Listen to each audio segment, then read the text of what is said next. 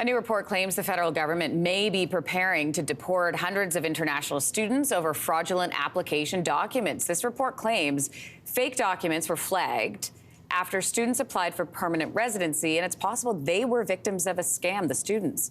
Sarome Rowe is an organizer with the Migrant Workers Alliance for Change and Migrant Students United. She joins us this morning. Sarome Rowe, welcome. Thank you for having me, Lindsey. Let's talk through this alleged scam. What was the alleged scam here? So we're hearing that 700 international students are facing mass deportation because an educational agent they used had doctored fake documents, including imitation letters of admission for school.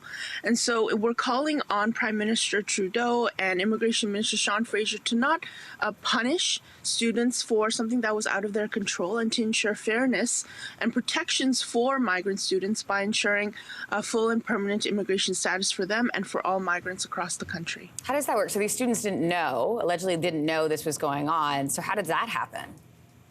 So it was actually deportation hearings have already begun as of last Friday for this group of students.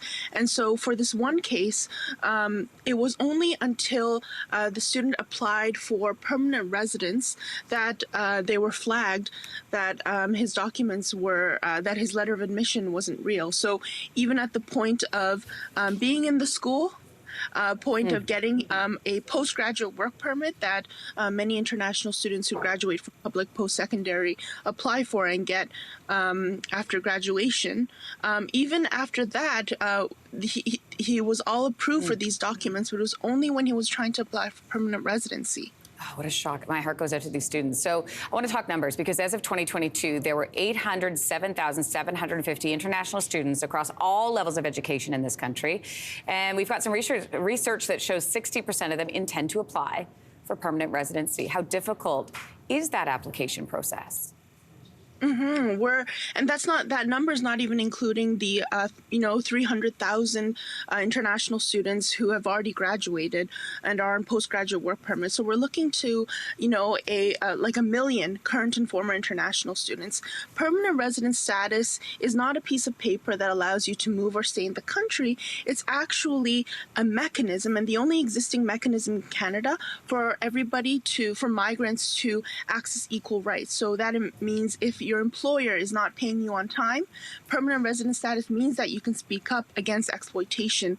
If you're sick and you need to go to a hospital, permanent resident status is what will give you that access. Right now, a million current and former international students, as well as 1.7 million migrants and undocumented people in this country, are denied basic services and protections, are denied the ability and power to speak up against exploitation. And so we're calling on Prime Minister Trudeau to ensure dignity and protections and equal rights for everybody. And the only way for that to happen is with full and permanent immigration status for all.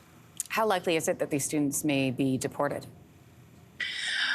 Deportation hearings have already begun, and we know that the Canada Border Service Agency has been, very actively deporting people, which doesn't make a lot of sense because, 15 months ago, Prime Minister Trudeau promised regularization, which is permanent resident status for all migrants, and permanent resident status for undocumented people in his mandate letter.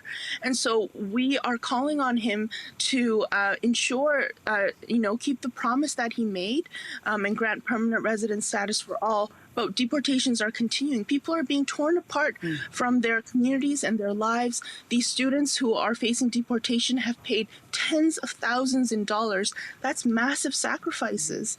One of our members had to sell the only asset of his late father that he had, his late father's car, in order to pay education agents, pay for extremely high tuition just to come here. And now these students are about to face being torn apart. So difficult. Sarome Rowe, we appreciate your time. Thank you. Thanks for having me. In a statement, the IRCC told us here at Your Morning that they are, quote, committed to upholding the integrity of all our immigration programs. Employees receive training on how to detect and combat fraud, and they work hard to protect the integrity of Canada's citizenship and immigration system. Hey, thanks for watching. If you liked this, be sure to subscribe here, or you can check out more Your Morning videos right here.